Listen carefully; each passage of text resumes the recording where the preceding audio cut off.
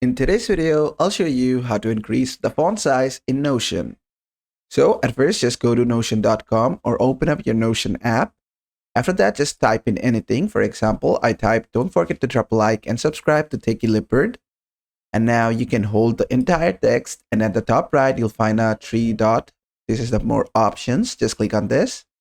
And from here, you can simply change it to small text. You can toggle it on or toggle it off. It will change. And you can also change other stuff. Now to change the font, you can click on these. This will change the font for you. There's only 3 available options in the free one. And you can choose any of which you like. I'm going to go with the default one. And you can further change the font size. To do that, just go to this place and click on this. And after that, it's going to give you an option called turn into. And you can turn into a header. You can also turn into some other headers or bullet points or whatever you want.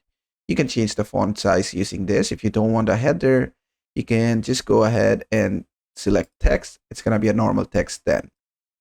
And basically, that is how to increase the font size in Notion. I hope this video was helpful. If it was, please give it a thumbs up and don't forget to subscribe.